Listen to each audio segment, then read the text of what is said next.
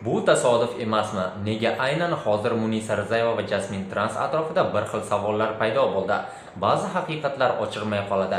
Ular o'rtasidagi gap-so'zlar ortida nima bor? Assalomu alaykum hurmatli tomoshabin, kunning tezkor xabarlarini o'tkazib yubormaslik uchun video ostida like tugmasini bosib qo'yishni hamda kanalimizga obuna bo'lishni unutmang. So'nggi kunlarda ijtimoiy tarmoqlarda o'zbek estradasining yorqin vakili Munisa Rizayeva nomi yana muhokamalarda paydo bo'ldi. Ko'pchilikni qiziqtirayotgan savol esa oddiy: u hozir qayerda va qanday ahvolda? Tasdiqlangan ma'lumotlarga ko'ra, Munisa Rizayeva ayni paytda ijodiy faoliyatini davom ettirmoqda. U turli konsert dasturlarida, tantanali marosimlarda ishtirok etmoqda. Yangi qo'shiqlar ustida ishlayotgani ham aytildi.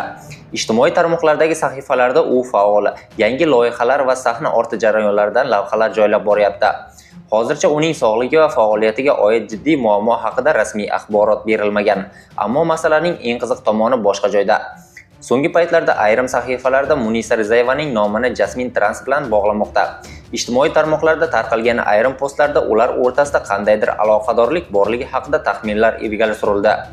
Ba'zilar ularni umumiy davralarda ko'rganini yozsa, boshqalar esa ular o'rtasida yashirin hamkorlik bo'lishi mumkinligini aytayapti.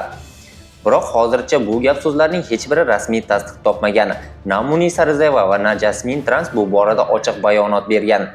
Hech qanday huquqiy hujjat yoki aniq dalil ham e'lon qilinmagan.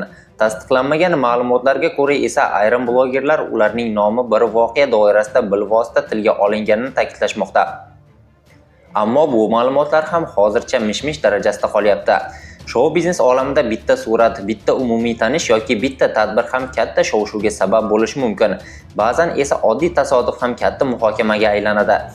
Xulosa qilib aytganda, bugungi kunga kelib tasdiqlangan ma'lumotlarga ko'ra Munisa Rizayeva ijodda va faol. Jasmin bilan jiddiy yoki rasmiy aloqasi borligi haqida esa ochiq fakt mavjud emas. Qolgan barcha gap-so'zlar esa hozircha tasdiqlanmagan. Agar bu mavzu yuzasidan yangi va rasmiy ma'lumotlar paydo bo'lsa, albatta sizlarga yetkazamiz. Sizningcha bu oddiy mish-mishmi yoki ortida boshqa haqiqatlar bormi? Fikringizni izohlarda yozib qoldiring.